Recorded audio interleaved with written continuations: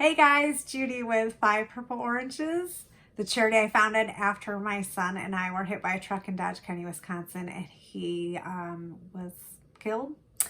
And also Orange Purple Passions, my healing LLC. So, do you like my new look? My beats?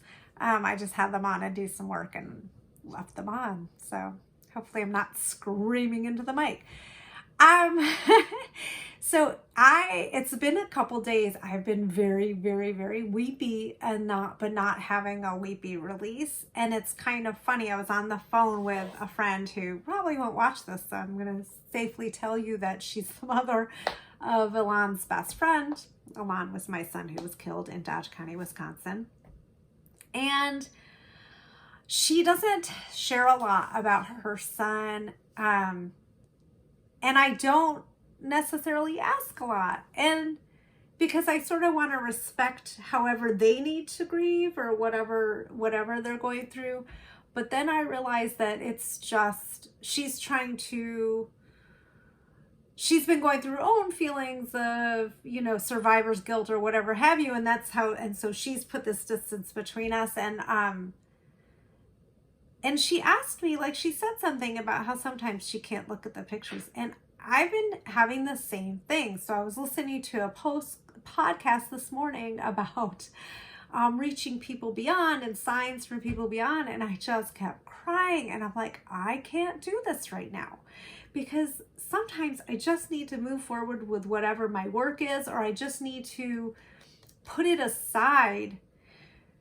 Because the horror, in my mind, listen, there's so many worse horrors in this world, but the horror for me, like my loss, the severity of my trauma is just too much for me to take out and examine sometimes. That when I am posting pictures of my kid or working on the charity, I don't stop, and maybe I'm looking at his picture now, but I don't stop and look at his photos or sit there and go down the rabbit hole of the memories, because it's just too painful. And if I start crying, I may never stop. And funnily enough, though, I moved on from that podcast to like a happier one, I guess. And it was about creating that space in your life, creating that time to do that. And oftentimes for me, it's yoga.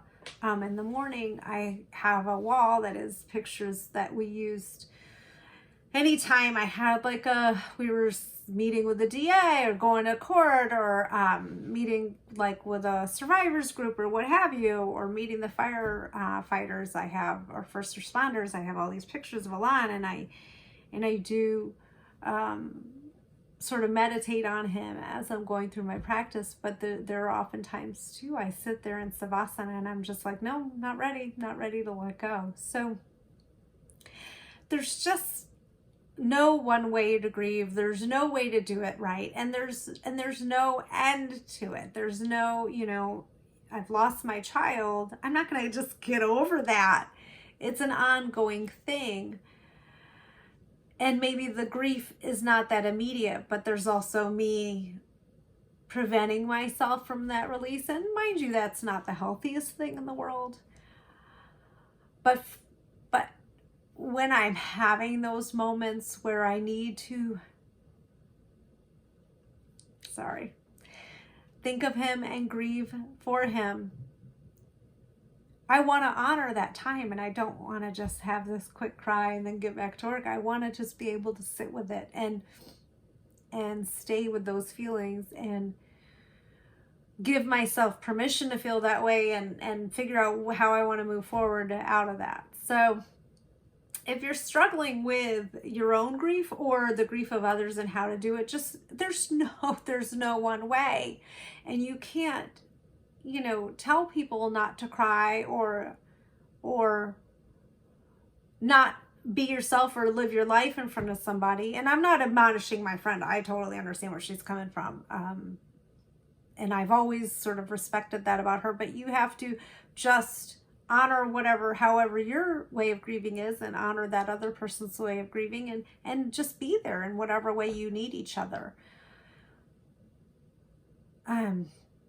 If I don't necessarily, if you were telling me about your kids, it's funny because after I was off the phone with that lady, a friend got on to talk about her kids, and it didn't bother me. But if it had, I would have said, I can't hear about your children right now. I'm in a funky place. It's not personal. And she would have understood. Just like if I don't ask about your kids, it's not personal. It's just sometimes it's overwhelming. The magnitude of my loss is overwhelming. And I think any mother losing a child would say that. But like, I'm looking at my kid's picture right now. He was just my everything. And I thought about that this morning. Like, he was my Twitter handle is basically that my Renaissance man is my son, except shortened. He was like my world, and so I've had to carve out this new world for myself, and so sometimes I can't sit there and look at it, but sometimes it's like that line from Out of Africa. I think about it. I'm like, I had a farm in Africa. I can't do the accent. I'm like, I had this kid. I had this whole other life. Wow. So, thanks for watching once again. Please like, comment, subscribe, share with your friends. Jump on our 5 Purple Oranges webpage. Sign up for our email list. Donate, share with your friends. Get on our Instagram. We're trying to change the world one kid at a time. Thanks for watching.